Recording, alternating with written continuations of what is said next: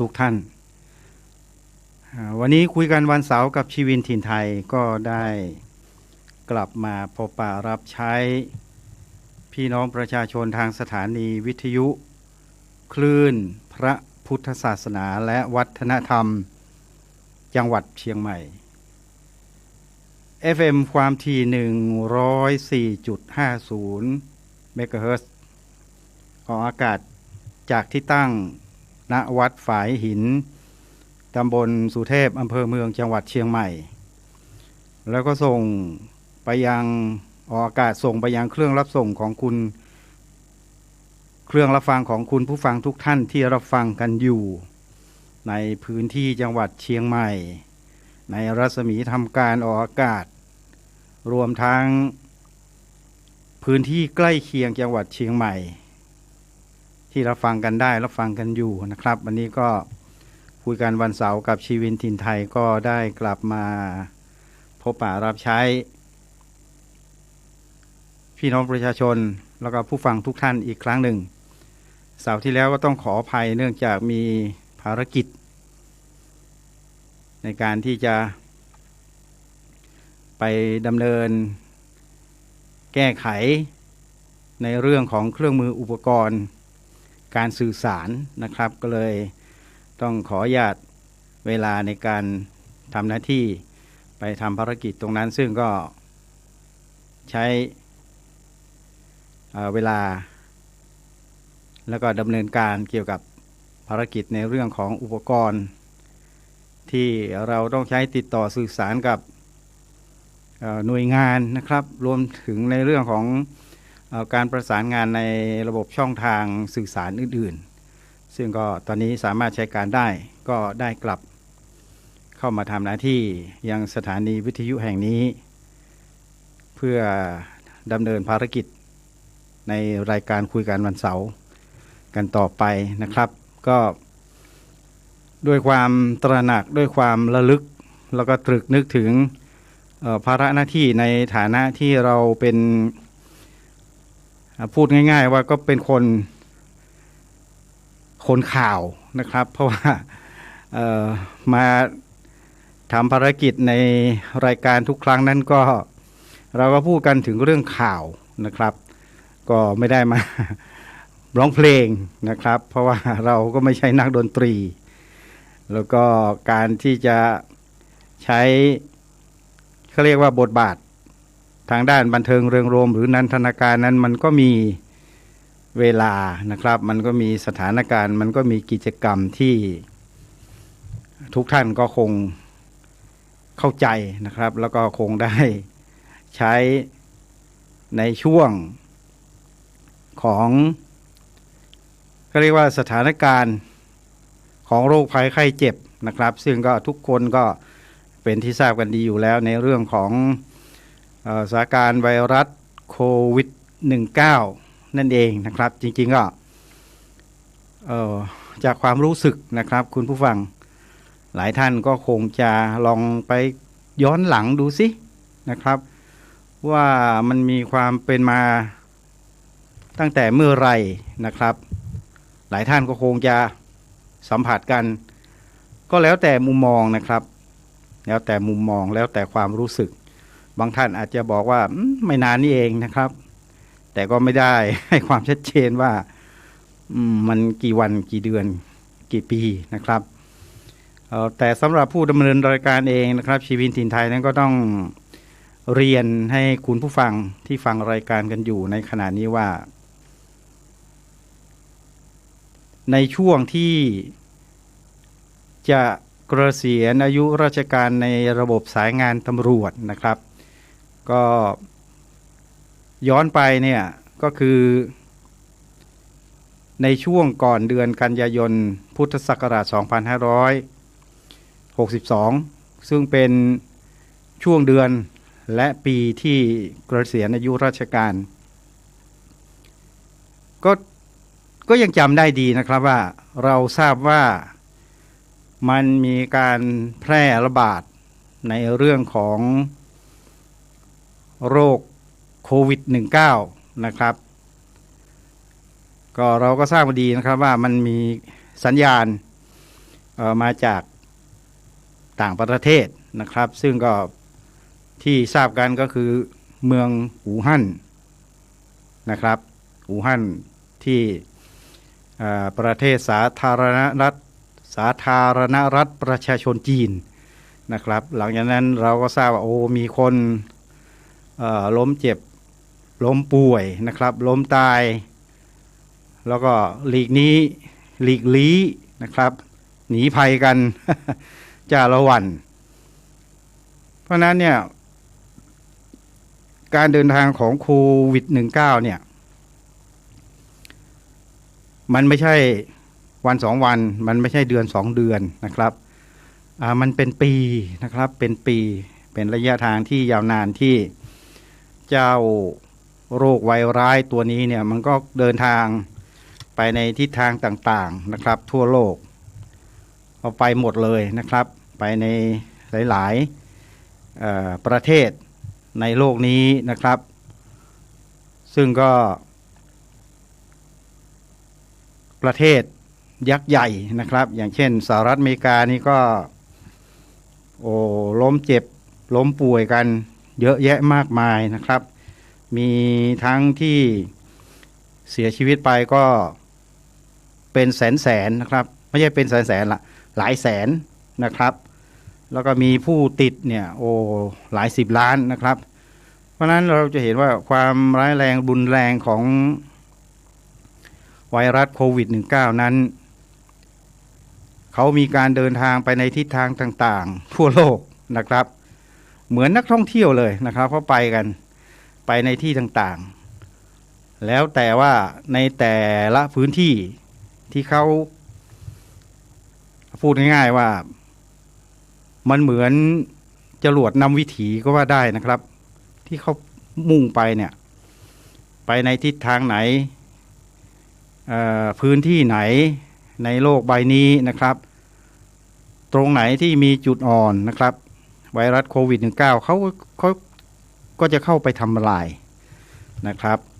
เข้าไปทำลายตั้งแต่ระยะเริ่มต้นด้วยการจะสัมผัสก็ดีนะครับจะใกล้ชิดก็ตามหรืออาจจะไปซุ่มอยู่นะครับตามพื้นที่ชุมชนต่างๆในประเทศต่างๆซึ่งในระยะเริ่มต้นนั้นก็ต้องเรียนคุณผู้ฟังว่าเหมือนนักมวยใหม่นะครับถ้าผมจะเปรียบเทียบเนี่ยเหมือนนักมวยขึ้นเวทีใหม่เมื่อไปเจอคู่ชกที่เก่งกว่าเนี่ยนะครับก็หมายว่าตัวของเราเนี่ยไปสัมผัสกับโรคภัยไข้เจ็บโควิด -19 เนี่ยเราก็ไม่รู้หน้าตาเขาเป็นอย่างไรนะครับถ้าเปรียบเหมือนนักมวยเนี่ยเราก็ไม่รู้ว่าเขามีอาวุธนะครับ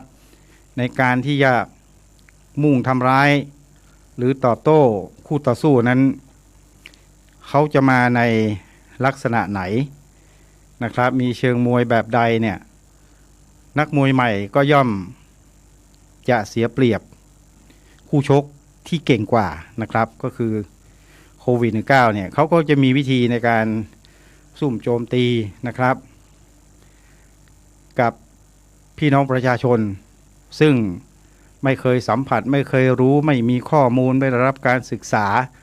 ไม่ได้รับข้อแนะนำนะครับจากผู้เชี่ยวชาญนะครับหรือว่าถ้าเป็นนักมวยใหม่เนี่ยก็พี่เลี้ยงก็ไม่ค่อยเก่งนะครับหรืออาจจะมีเขาเรียกว่าผู้ควบคุมนะครับเทรนเนอร์เนี่ยก็ไม่ค่อยเก่งนะครับในการที่จะมองเกมในการแก้ปัญหาเนี่ยในช่วงแรกๆเนี่ยมันก็เหมือนว่าเราเพลียงพล้ำนะครับกว่าเราจะมาตั้งรำใหม่นะครับมาปรับวิธีการ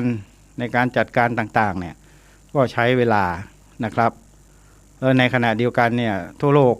เขาก็พยายามที่จะคิดหาวิธีนะครับในการที่จะทำอย่างไรนะครับที่จะ ทำให้ประชาชนในประเทศของแต่ละประเทศนั้นได้มีวิธีการป้องกันตนเองนะครับมีความรัดกุมมีความปลอดภัยแล้วในขณะเดียวกันทั่วโลกเขาก็คิดนะครับในการที่จะจัดหายุกยานะครับมาบำบัดรักษาอาการเจ็บไข้ได้ป่วยนะครับให้กับพี่น้องประชาชนในภูมิภาคนะครับในพื้นที่ในจังหวัดในแต่ละประเทศต่างๆได้มีความปลอดภัยนะครับในช่วงแรกๆก็คงต้องเดินทางกันยาวไกลนะครับหลายๆคน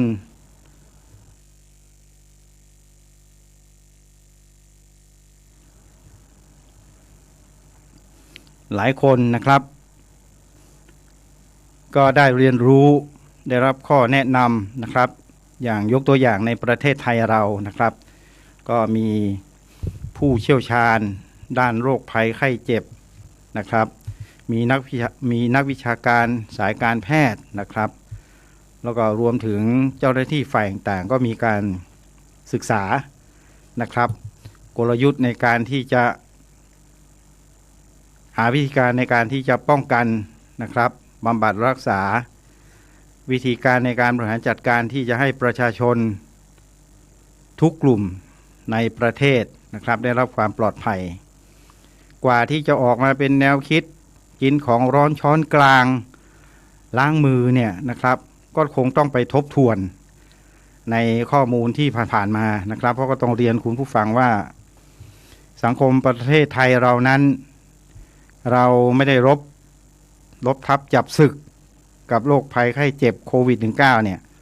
เพียงอย่างเดียวนะครับเพราะย้อนหลังกลับไปเนี่ยคุณผู้ฟังลองย้อนไปเป็น5 ปี6 ปีหรือว่าประมาณสัก10 ปีเนี่ยเราก็เจอสภาวะของโรคภัยไข้เจ็บผ่านมาแล้วนะครับหลายยกนะครับเช่นโรคซาร์นะครับโรคไวรัสไข้หวัดใหญ่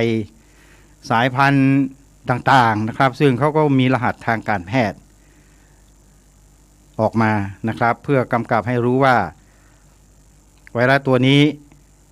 มีรหัสแบบนี้นะครับเพื่อให้ง่ายต่อการที่จะจดจำง่ายต่อการเข้าใจในส่วนของผู้เกี่ยวข้องไม่ว่าจะเป็นสายการพยาบาลสายการแพทย์ก็ดีนะครับซึ่งมันก็จะนำไปสู่กลวิธีในการที่จะหาตัวยานะครับหรือวัคซีนที่มันเหมาะกับชนิดของโรคภัยไข้เจ็บนั้นๆนะครับเพราะนั้นก็ต้องเรียนคุณผู้ฟังว่าประเทศไทยเรานั้นได้ผ่านสมรภูมิโรคภัยไข้เจ็บเนี่ย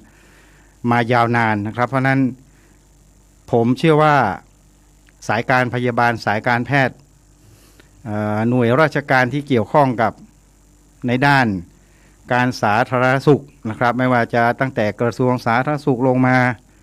นะครับหน่วยงานการพยาบาลหน่วยงานในการตรวจวินิจฉัยวิเคราะห์โรคภัยไข้เจ็บรวมถึงในเรื่องของการเก็บข้อมูลนะครับเพื่อนำไปสู่ในการที่จะใช้เป็นแนวทางในการที่จะแก้ไขโรคภัยไข้เจ็บต่างๆเหล่านี้ให้สำเร็จลุล่วงไปได้ด้วยดีนะครับแล้วในส่วนในการที่จะศึกษาในเรื่องของตัวยานะครับผมก็เชื่อว่าคุณผู้ฟังที่ฟังรายการวันนี้อยู่นะครับก็อยากจะเป็นกำลังใจให้กับทุกท่านนะครับว่าในสถานการณ์แบบนี้นั้นแน่นอนนะครับในการทำสงครามนั้นก็ต้องมีการสูญเสียนะครับมันต้องมีการสูญเสียก่อนที่จะได้รับชัยชนะเช่นเดียวกันนะครับในการที่ประเทศไทยของเรานะครับซึ่งมีทีมงานแพทย์หน่วยราชการหน่วยงานต่างๆนะครับรวมถึงในเรื่องของคณะผู้บริหารประเทศก็ต้องพยายามอย่างสุดความสามารถนะครับที่จะเอาชนะโรคภัยไข้เจ็บต่างๆเหล่านี้ให้ได้นะครับโดยเฉพาะในเรื่องของโควิด -19 นั่นเองนะครับผมก็เชื่อว่า ถัดจากนี้ไปเนี่ยคงมีนะครับมีเขาเรียกว่าสถานการณ์บวกในเรื่องของการที่เราจะมีความหลากหลายนะครับในเชิงวิชาการบำบัดรักษาก็ดีในเรื่องของยุกยาในเรื่องของวัคซีนนะครับซึ่งก็ทุกอย่างอาจจะต้องดำเนินไปนะครับอาจต้องใช้เวลาอันนี้ก็ต้องปล่อยให้เป็นไปตามขั้นตอนนะครับที่มันจะเกิดขึ้นแต่สิ่งสำคัญที่สุดนะครับไม่ว่าคุณผู้ฟังจะไปดำเนินการเพื่อใช้สิทธิ์ในเรื่องของการเพื่อจะรับสิทธิ์ในการเพื่อจะไปฉีดวัคซีนต่างๆนะครับที่ในประเทศไทยเรามีอยู่นั้นนะครับก็อยากจะให้กำลังใจ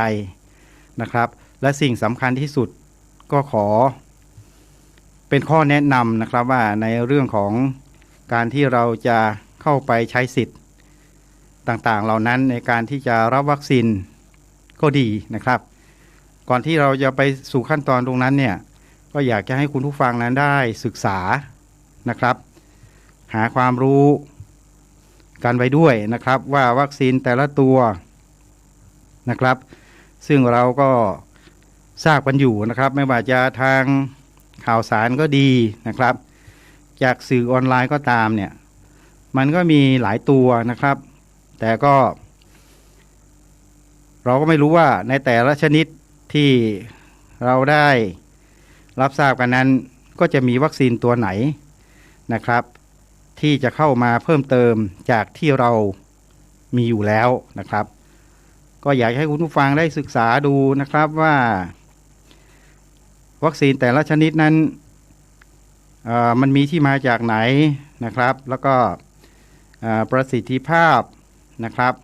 แล้วก็อายุการใช้นะครับเป็นอย่างไรลำดับอายุที่เท่าไหร่ถึงเท่าไหร่นะครับผลข้างเคียงเป็นอย่างไรนะครับแต่ละชนิดเนี่ยศึกษาให้ดีนะครับเพื่อให้มีข้อมูลในการที่จะมั่นใจในการตัดสินใจในการเลือกใช้วัคซีนนะครับก็ต้องศึกษาดูนะครับว่าสภาพร่างกายของเรานะครับอายุของเราเท่าไหร่นะครับปัจจัยภายในของเราเป็นอย่างไรนะครับสภาพร่างกายของเราพร้อมไหมนะครับทั้งกายทั้งจิตใจ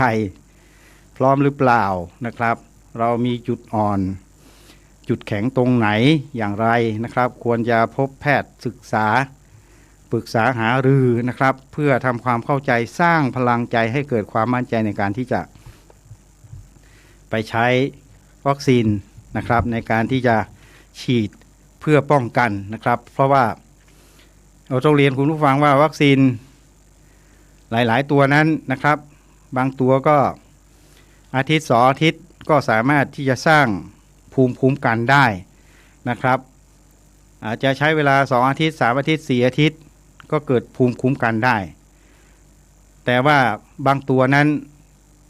เราก็ไม่ทราบนะครับบางทีฉีดไปเข็ม2 เข็มเนี่ยภูมิคุ้มกันก็ยังไม่ขึ้นนะครับทีนี้เกิดว่าคุณผู้ฟังฉีดไปแล้วก็ยัง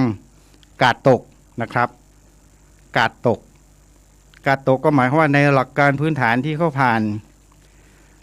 การเรียนรู้ในเรื่องของโควิดที่แรกเริ่มเดิมทีที่เข้ามานั้นก็มีการศึกษาจุดอ่อนจุดแข็งนะครับถึงนำมาสู่ในเรื่องของการตั้งหลักนะครับการตั้งหลักก็คือการตั้งการ์ดเพื่อจะรองรับปัดป้องตอบโต้ต่อสู้ป้องกันตัวนะครับเหมือนกับนักมวยนะครับ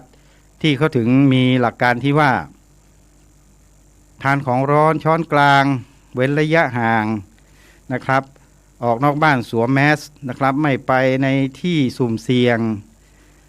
หรือไปในย่านชุมชนที่เป็นพื้นที่ที่มีการระบาดของโรคโควิด -19 นะครับสิ่งต่างๆเหล่านี้นั้นมันเป็นการเพื่อแจ้งเตือนให้เรารับรู้และเตือนตนเองอยู่ตลอดเวลานะครับว่าเราควรจะต้องระมัดระวังป้องกันตนเองอย่างไรนะครับ ในการไปสัมผัสหรือการไปแตะต้องผู้อื่นนั้นเมื่อกลับมาถึงบ้านช่องห้องหอของเรานะครับควรทำอย่างไรนะครับเช่นล้างมือล้างเจียวนะครับอาบน้ำชำระสิ่งสกปรกในร่างกายของเรานะครับนอกจากนั้นก็คือในเรื่องของการพักผ่อนการออกกำลังกายบ้างนะครับแล้วก็อยู่ในพื้นที่ที่มีอากาศถ่ายเทได้สะดวกนะครับรวมถึงในเรื่องของการดูแลในเรื่องของความสะอาดของบ้านพักที่อยู่อาศัยนะครับแล้วก็อาจจะต้องมีเวลานะครับอย่างน้อยเนี่ยในวันหนึ่งนะครับซึ่งก็มีแสงแดดอาจจะต้องไปใช้เวลานะครับสัก5หรือ10นาทีเนี่ยไปยืนรับความร้อนจากแสงแดดบ้างนะครับเพื่อให้มันมีการนะครับทำปฏิกิริยากับเชื้อโรคที่อาจจะสัมผัสติดกับร่างกายของเราก็ดีนะครับหรือว่าอาจจะทำให้กระบวนการในการฆ่าเชื้อภายในร่างกายของเรานั้นมันมีประสิทธิภาพนะครับเพราะว่าคุณผู้ฟังก็อย่าลืมว่าในร่างกายของมนุษย์เรานั้นเราก็จะมีภูมิคุ้มกันอยู่แล้วนะครับอย่างน้อยๆก็มีการฉีดวัคซีนในเรื่องของไข้หวัดนะครับเช่นบางท่านก็อาจจะฉีดวัคซีนป้องกันบาดทะยักอย่างนี้เป็นต้นนะครับซึ่งก็หมายความว่าในตัวเรานั้นก็มีภูมิคุ้มกันซึ่งเราได้รับจากวัคซีน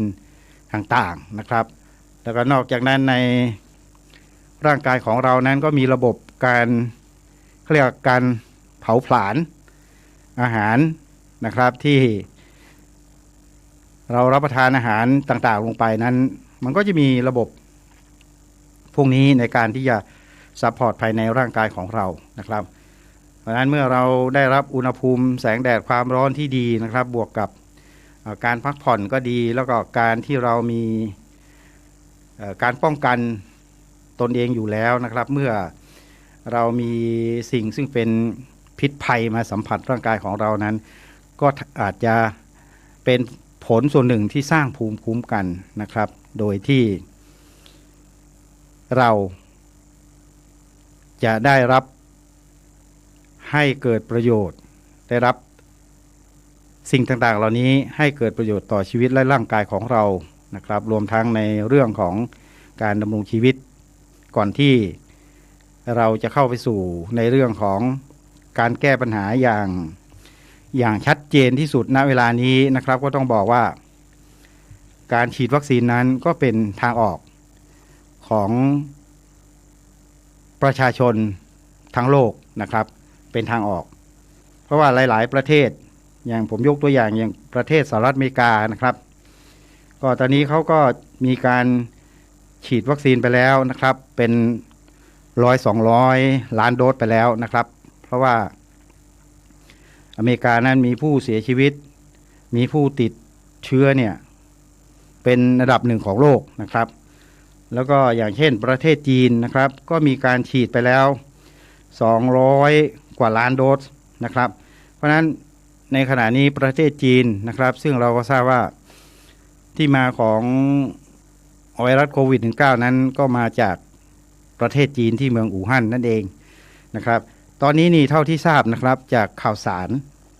ยอดคนป่วยของเขานะครับคุณผู้ฟังเหลือแค่วันละ10 คนนะครับแล้วยอดของการเสียชีวิตของประเทศจีนไม่มีแล้วนะครับแล้วก็หลายเมืองก็มีการเปิดแมสนะครับพูดง่ายว่าเขาสบายอกสบายใจนะครับในหลายๆเมืองในประเทศสหรัฐอเมริกานะครับเช่นรัฐชิคาโกนะครับก็ทราบว่ามีการฉีดไปแล้ว 40% เพราะนั้นผลที่ตามมาก็คือเขาเปิดแมสนะครับแล้วเขาก็ใช้ชีวิตเดินทางไปในสถานที่ต่างๆได้อย่างมีความสุขนะครับเพราะนั้นเราก็ปฏิเสธไม่ได้นะครับว่าในเรื่องของปัจจัยนะครับในการที่จะแก้ปัญหาก็คือการฉีดวัคซีนนั่นเองนะครับจะฉีดช้าฉีดเร็วยังไงสิ่งสำคัญที่สุดก็คือการหาข้อมูลนะครับหาข้อมูลให้ชัดเจนหาข้อมูลให้เข้าใจแล้วก็รู้ ว่าเราเหมาะกับวัคซีนตัวไหนอย่างไรซึ่งตรงนี้ก็เป็นตัวเลือกนะครับซึ่งคุณผู้ฟังหลายท่านที่ฉีดไปแล้วก็ไม่มีปัญหาในเรื่องของผลข้างเคียงก็ถือว่าเป็นโชคดีนะครับเป็นโชคดีแล้วก็ถือว่าเป็นโอกาสดีในการที่จะทำให้เกิดความมั่นใจให้กับพี่น้องประชาชนท่านอื่นๆต่อไปด้วยก็ในเรื่องของการฉีดวัคซีนก็คือการแก้ไขปัญหานะครับที่เป็นสากลที่ทั่วโลกเขาดำเนินการอยู่แล้ว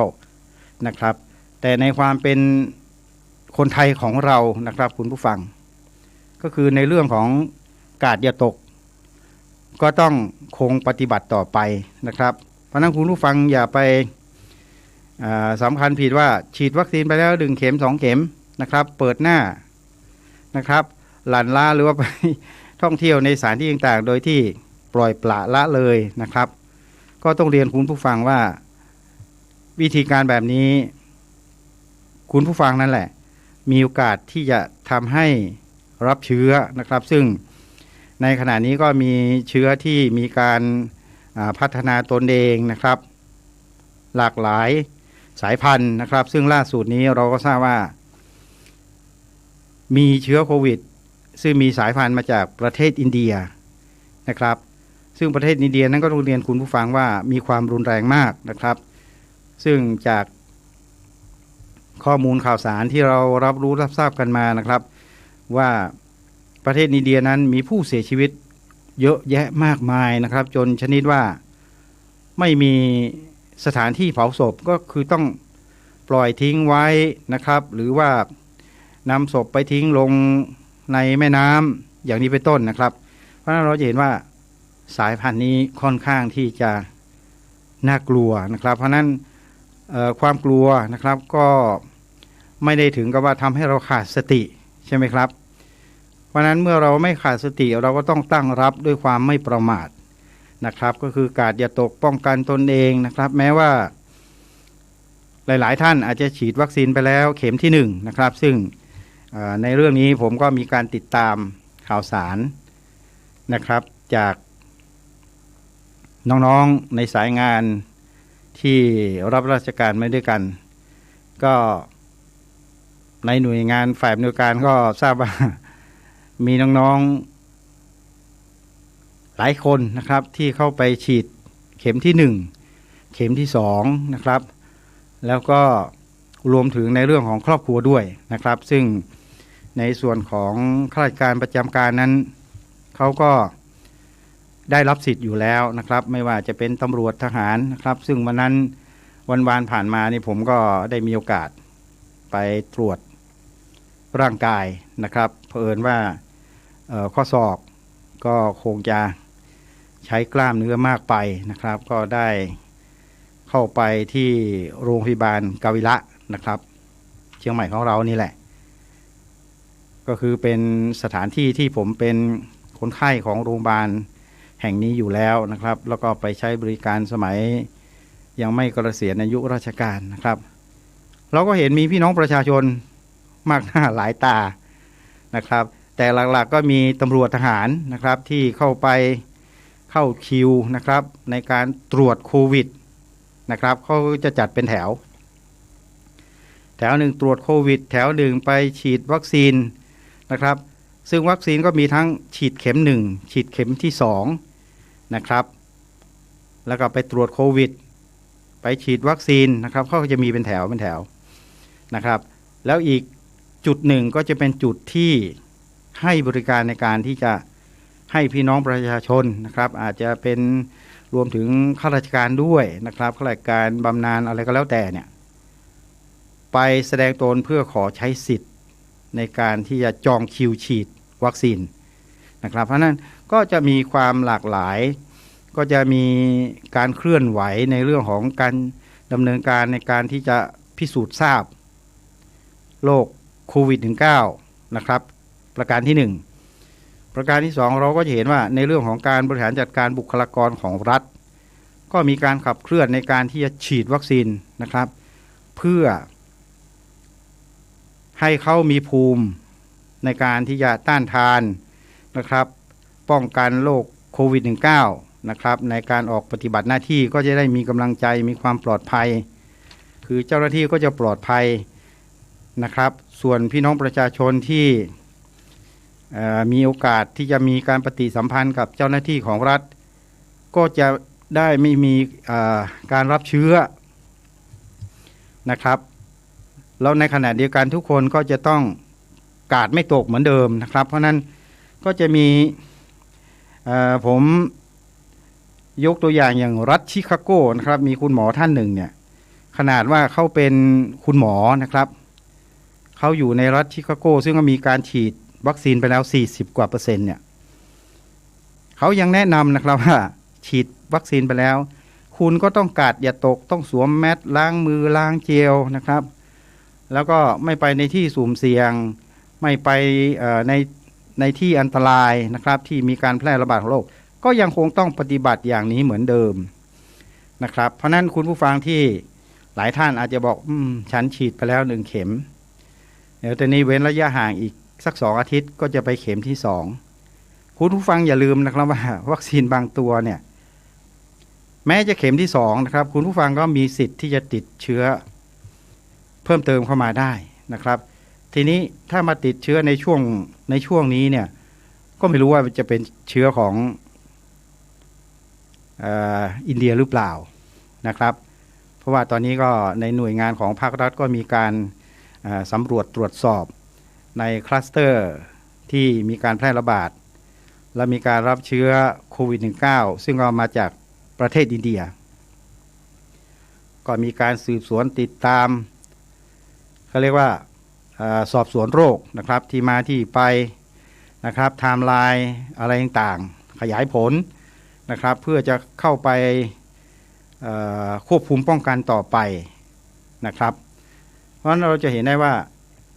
เรื่องสถานการณ์ภาวะโควิด -19 นั้นประเทศไทยของเราก็ตอนนี้ก็อยู่ใน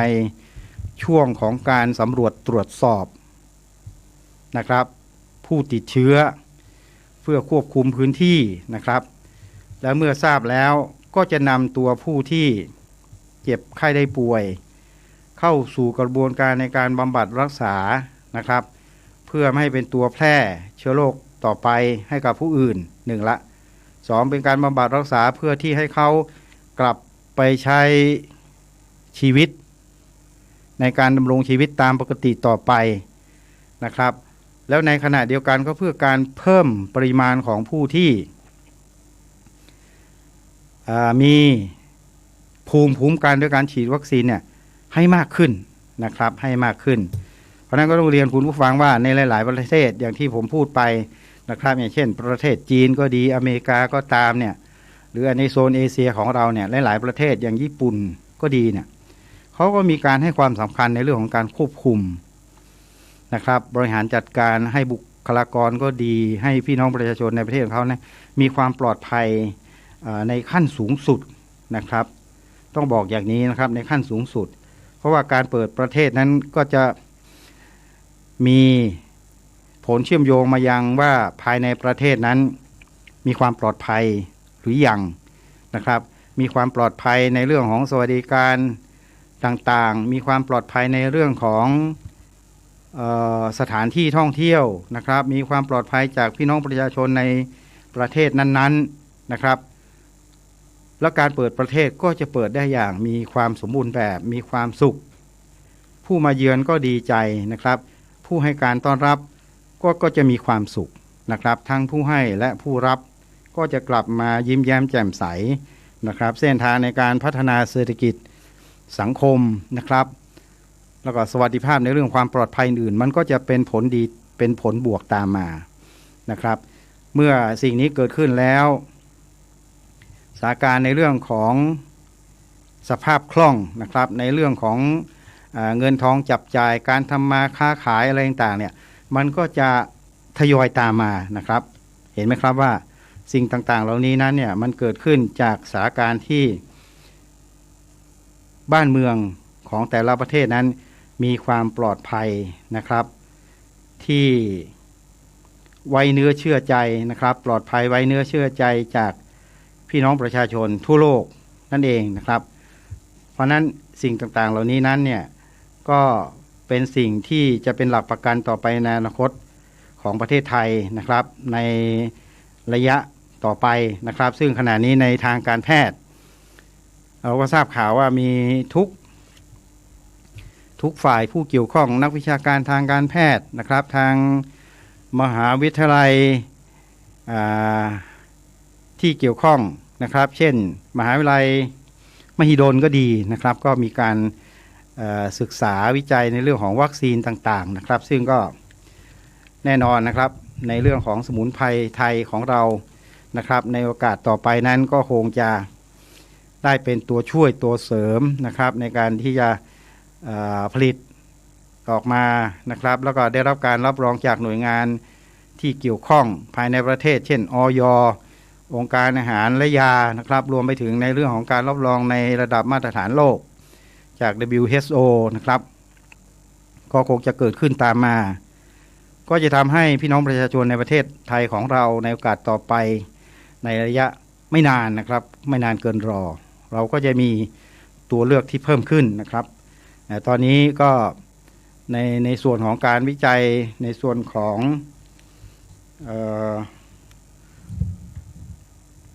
โรงพยาบาลรามานะครับหรือมหิดลเนี่ยเขาก็มีการวิจัยในเรื่องของ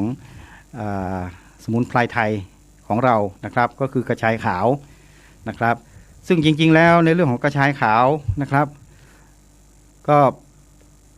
ผมก็ไม่เคยเห็นนะครับแต่ว่าพอมานึกอีกทีในเรื่องของการทำอาหารเนี่ยมันก็เป็นส่วนหนึ่งในการที่เราจะนำมาปรุงเป็นอาหารนะครับในเรื่องของขนมจีนน้ำยาอะไรก็ดีเนี่ยจริงๆเราทานมานานแล้วนะครับหรืออาจจะผัดเผ็ดปลาไหลผัดเผ็ดปลาอะไรต่างๆเนี่ยเขาก็จะมีการเติมกระชายขาวลงไปนะครับก็เป็นส่วนหนึ่งในการปรุงอาหารเพราะเราจะเห็นว่าสมุนไพรไทยของเรานั้นเยอะแยะมากมายนะครับไม่ว่าจะเป็นข่าตะไคร้พริกหอมกระเทียมนะครับขมิ้นนะครับเยอะแยะมากมายที่เป็นประโยชน์หรือแม้กระทั่งเขาเรียกอีกตัวหนึ่งซึ่งผมก็ลืมละเขาเรียกตะไคร้หรือเปล่าเนี่ยขับลมนะครับก็เป็นสมุนไพรอย่างหนึ่งซึ่งเราก็ทานกันมานะครับหอมกระเทียมเนี่ยก็เป็นประโยชน์นะครับทำให้สุขภาพร่างกายของเราในเรื่องของโรคหวัดโรคไม่ว่าจะเป็นในเรื่องของการระบายนะครับเราก็ใช้กันมาโดยตลอดแต่ว่าทั้งนี้นั้นเนี่ยคุณผู้ฟังก็ต้องศึกษาหาข้อมูลด้วยนะครับอย่างเหมือนที่ผมได้พูดไปในรายการที่วันเสาร์ที่แล้วนะครับเรื่องกระชายนะครับก็เป็นความเห็นส่วนตัวนะครับว่าผมก็นิดๆหน่อยๆผมก็ดื่มนะครับแต่ว่าทั้งนี้นั้นเนี่ยคุณผู้ฟังก็ต้องศึกษาดูว่าเรามีปัญหาสุขภาพมีการแพ้อาหารอะไรหรือเปล่านะครับก็ต้องศึกษาดูไม่ใช่ว่าพอผมพูดคุณผู้ฟังก็จะต้องทำตามทุกเรื่องไม่ใช่นะครับอันนี้มันเป็นความเห็นส่วนตัวแต่ในเรื่องของกระชายขาวนั้นก็ต้องเรียนคุณผู้ฟังว่ามันเป็นการทดลองของทีมแพทย์อยู่นะครับซึ่งในส่วนของการทดลองกับมนุษย์นั้นก็เชื่อว่าอีกไม่นานนะครับเขาก็จะคงมีการทดลองเพื่อในการที่จะใช้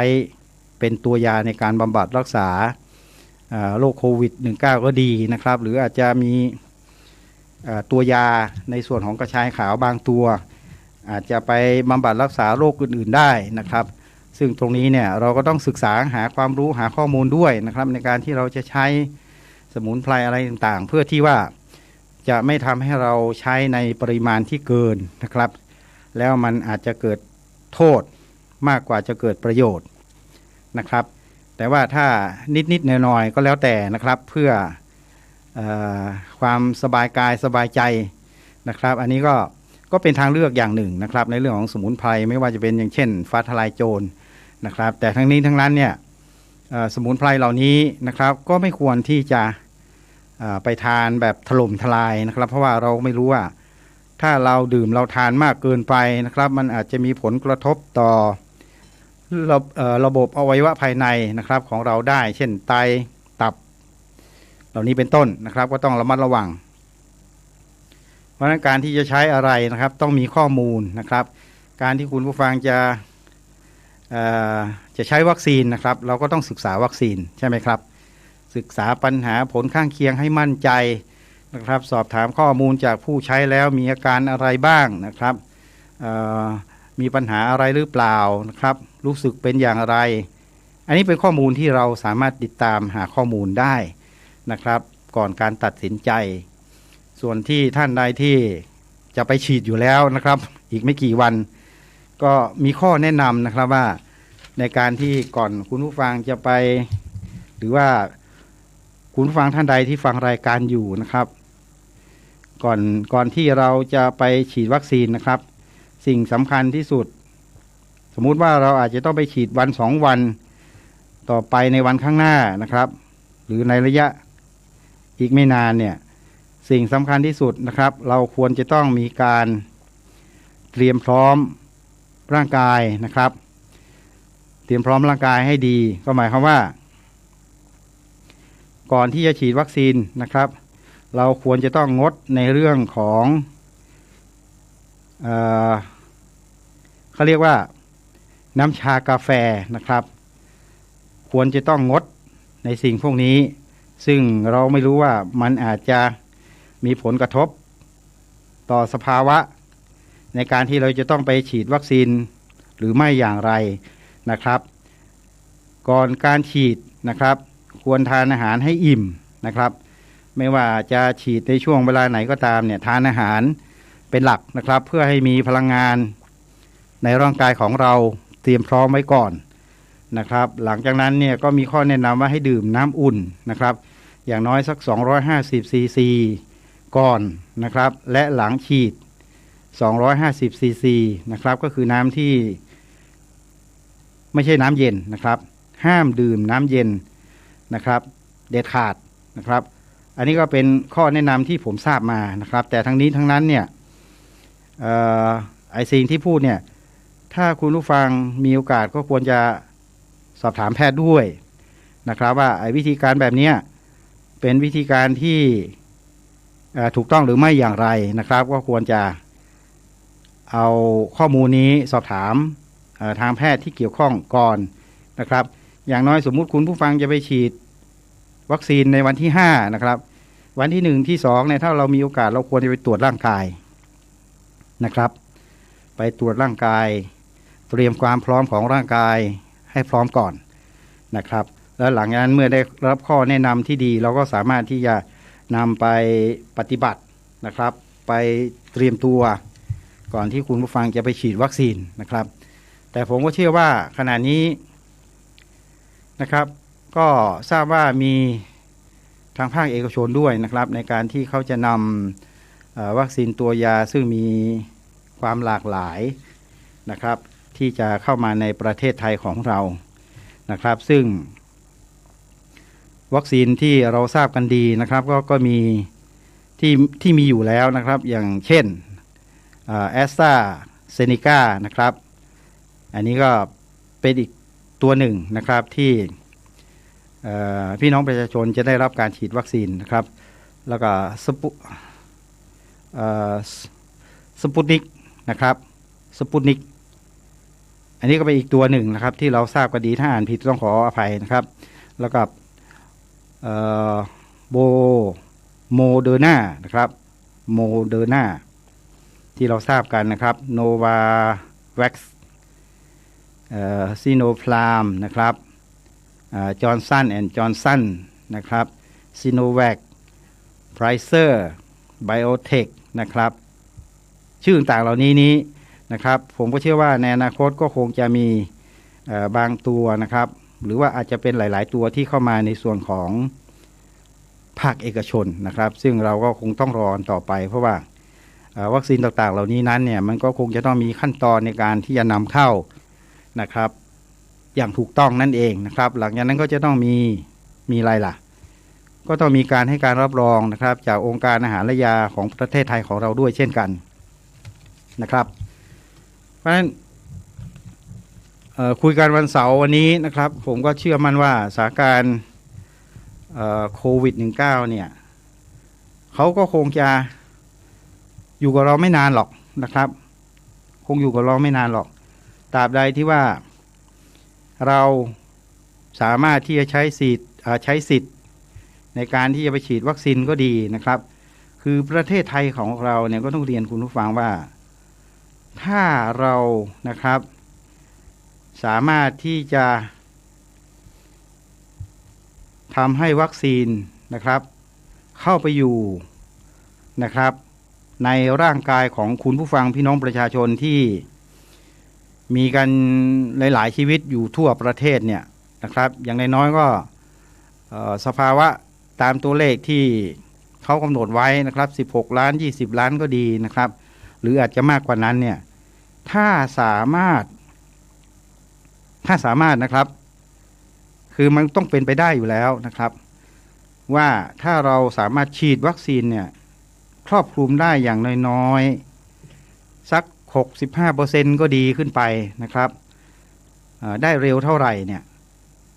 โอกาสที่โควิด -19 เนี่ยเขาก็จะอันตรธานหายไปจากโลกนี้นะครับคือเขาจะไปมุดดินลงรูตรงไหนเราไม่รู้นะครับแต่ว่าเขาจะหายไปนะครับจากพี่น้องประชาชนเพราะว่า1เรามีภูมิคุ้มกันแล้วใช่ไหมครับคุณผู้ฟังเราฉีดวัคซีน2เราก็เปรียบเสมือนอะไรล่ะก็เปรียบเสมือนนักมวยนะครับเปรียบเสมือนนักมวยก็คือกาดไม่ตกนะครับคุณจะตีเข่านะครับขึ้นเข่าลงศอกอาจจะอาวุธยาวเตะขวาเตะซ้ายหรืออัปคัตขวาอัปคัตซ้ายอะไรก็แล้วแต่ก็ถูกกาดถูกไหมครับถูกกาดเพราะฉะนั้นเมื่อถูกกาดเขาก็ต้องได้รับบาดเจ็บกลับไปนะครับเพราะว่าแน่นอนเปรียบเสมือนนักมวยเนี่ยเมื่อเรากาดไม่ตกเนี่ยไม่ใช่ว่าเราป้องกันอย่างเดียวนะครับเราก็ตอบโต้ด้วยนะครับการตอบโต้ก็คือการทำลายนั่นเองนะครับเพราะฉะนั้นคุณผู้ฟังก็จะเห็นว่าในหลายๆพื้นที่ที่มีการแพร่ระบาดนะครับอย่างบางตลาดผมไม่เอ่ยละนะครับบางตลาดเนี่ยมีพี่น้องประชาชนที่ไปใช้บริการในตลาดติดเชื้อนะครับแน่นอนนะครับวันรุ่งขึ้นเนี่ยจะถึงหรือเปล่าไม่รู้นะครับเขาปิดตลาดเลยนะครับเขาปิดตลาดแล้วเขาจะเข้าไปพาสเจอไรส์นะครับก็คือไปทำการบำบัดรักษาไม่ใช่ขออภัยเขาจะเข้าไปทำการกวาดล้างนะครับคือล้างทำความสะอาดฆ่าเชื้อนะครับตามโต๊ะที่วางสิ่งของอะไรก็ดีเนี่ยฉีดน้ำล้างฉีดยาฆ่าเชื้อนะครับพ่นยานะครับและส่วนตัวคนเขาก็จะนำไปสู่กระบวนการสอบสวนโรคนะครับหรืออาจจะเข้าโรงพยาบาลไปบำบัดรักษาที่โรงพยาบาลสนามนะครับตอนนี้โรงพยาบาลสนามในประเทศไทยของเรานี้เกิดขึ้นหลายที่นะครับอย่างผมยกตัวอย่างในพื้นที่จังหวัดเชียงใหม่ของเรานะครับเช่นที่หอประชุมนานาชาตินะครับซึ่งผมไม่แน่ใจนะครับว่าตอนนี้เขาปิดไปแล้วหรือยังแล้วก็ที่อาคารของมหาวิทยาลัยแม่โจ้นะครับซึ่งผมก็ทราบว่ามีหลายหน่วยงานนะครับเข้าไปในพื้นที่ไปตรวจสอบมีการจัดระบบที่นอนหมอนมุ้งนะครับมีการขอรับการสนับสนุนในเรื่องของวัสดุปัจจัยทั้งหลายแหล่ในการดำรงชีพในสถานการณ์ที่เป็นกรณีฉุกเฉินนะครับซึ่งก็คงจะมีบางสถานที่นะครับอาจจะปิดโรงพยาบาลสนามไปแล้วนะครับแล้วก็แปลงโรงพยาบาลสนามตรงนั้นเนี่ยกลับมาเป็นสถานที่ที่จะรอรับในเรื่องของการ walk out เพื่อจัดเตรียมในเรื่องของการใช้สิทธิในการที่จะเข้าไปฉีดวัคซีนในโอกาสต่อไปนะครับแต่ในเรื่อง walk out เพื่อไปขอใช้สิทธิ์ในการที่จะลงชื่อลงทะเบียนในการฉีดวัคซีนนั้นผมก็ทราบว่าตอนนี้ทางรัฐบาลก็ยังไม่ให้ดำเนินการนะครับเท่าที่ทราบนะครับตอนแรกๆก็มีข่าวนะครับแต่ตอนนี้รู้สึกว่าเขาให้ลงทะเบียนผ่านระบบไปก่อนนะครับ ราะฉะนั้นเรื่องนี้คุณผู้ฟังก็ลองเช็คข้อมูลกันดูนะครับเพราะว่าในเรื่องของข้อมูลแบบนี้เนี่ยมันเช็คไม่ยากหรอกนะครับถ้าท่านใดมีมือถือเนี่ยเช็คไม่ยากแป๊บเดียวคุณผู้ฟังก็ไม่ถึง2 นาทีก็ได้ข้อมูลละนะครับเพราะว่าปัจจุบันเนี่ยมันเป็นสังคมสื่อออนไลน์นะครับมันเป็นสังคมอินเทอร์เน็ตแป๊บเดียวทุกเรื่องเรียนรู้ได้รับทราบข่าวสารได้นะครับได้รับข้อมูลนำไปสู่การปฏิบัติต่อไปนะครับก็สำหรับในเรื่องของโควิด -19 นะครับก็หลายประเทศนะครับเช่นชิคาโกเนี่ยเขาก็หัวเราะกันแล้วนะครับเพราะนั้นผมก็อยากจะให้ประเทศไทยของเรานะครับในอนาคตอันใกล้ได้มีเสียงหัวเราะแห่งความสุขนะครับจากการมีสุขภาพที่ดีนะครับจากการที่เรามีโอกาสได้มีการใช้สิทธิสัมผัสในเรื่องของวัคซีนต่างๆนะครับที่กำลังจะเกิดขึ้นในโอกาสในระยะอันใกล้นี้นะครับแล้วก็ความผาสุกความมีเสถียรภาพในเรื่องของเศรษฐกิจสังคมการเมืองหรือว่าในเรื่องของการท่องเที่ยวนะครับเงินทองแพร่สะพัดก็เป็นสิ่งหนึ่งซึ่งเป็นความฝันนะครับแล้วก็เป็นกำลังใจให้กับทุกท่านว่ามันจะต้องเกิดให้ได้นะครับเมื่อโควิด -19 ได้จากไปจากประเทศไทยนะครับจากโลกนี้ไปเขาจะไปหลบภัยหลบหลุมที่ไหนก็ให้เข้าไปนะครับเราพอแล้วนะครับสำหรับโรคภัยไข้เจ็บโควิด -19 มันเหนื่อยมากๆนะครับสำหรับการที่เราจะต้องใช้ชีวิตอย่างทุกวันนี้ผมเกษียณอายุราชการมาแล้วนะครับไม่ได้ทำงานอะไรก็อยู่กับครอบครัวอยู่กับบ้านเนี่ยก็ยอมรับว่าเหนื่อยนะครับกับการที่เราจะต้องตั้งการ์ดนะครับเพราะว่าเราก็ลบกับโควิด -19 มาเนี่ยตั้งแต่ปี 2562 ในช่วงปลายปีนะครับปี 63 ทั้งปีนะครับแล้วมาปี 2564 ก็อยากจะให้เขาพอแล้วนะครับให้เขาไปเถอะนะครับแล้วเราก็มาอยู่กันอย่างมีความสุขกันต่อไปนะครับทิ้งท้ายฝากเตือนนิดนะครับถนนสายเชียงใหม่สันทรายนะครับผมผ่านไปเพราะว่าเราเป็นคนข่าวเราก็จะไปโน่นไปนี่เพื่อหาข้อมูลแต่ก็ต้องเรียนคุณผู้ฟังนะครับผมไปในที่ปลอดโปร่งโล่งเบาสบายไม่มีอันตรายไม่มีที่สุ่มเสี่ยงไม่ไปพื้นที่สัมผัสผมก็จะไปในเรื่องของการเก็บข้อมูลในเรื่องข่าวสารนะครับก็เห็นว่ามีถนนสายแม่แฝกล่มหลวงสันทรายสะพานดำนะครับมีการทำถนนมีผิวการจราจรมีทางเบี่ยงมีทางเลี่ยงมีทางแคบนะครับช่วงเย็นก็จะเห็นว่ามีคนมานั่งถ่ายรูปมีคนมานั่งเล่นก็ดีนะครับมาตีแบดหรือว่ามาเดินเล่นเนี่ยผมว่า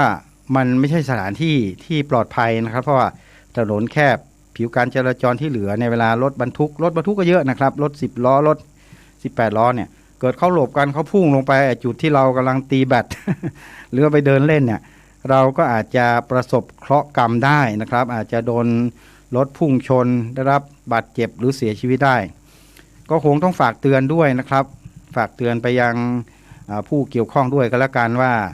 เส้นทางอยู่ระหว่างซ่อมสร้างนะครับแนะนำไม่ให้ประชาชนเนี่ยไปใช้เป็นพื้นที่ออกกำลังกายนะครับในยามค่ำคืนในช่วงค่ำๆมืดๆเนี่ยผมว่ามันอันตรายนะครับผมก็ด้วยความปรารถนาดีนะครับไม่ได้ว่าไปขัดขวางอะไรนะครับเพราะว่าสถานที่ออกกำลังกายเนี่ยก็มีเยอะแยะนะครับกลางทุ่งนาก็ดีสนามหญ้าสนามโรงเรียนเนี่ยใช้ได้อยู่แล้วนะครับแต่ว่าไปวิ่งไปออกกำลังกายตอนค่ำๆมืดๆนะครับถนนกำลังสร้างเนี่ยหรือไปนั่งเล่นโทรศัพท์ ผมเห็นแล้วผมก็เป็นห่วงนะครับไม่ได้มีเจตนาร้ายอะไรก็ฝากด้วยกันแล้วกันนะครับ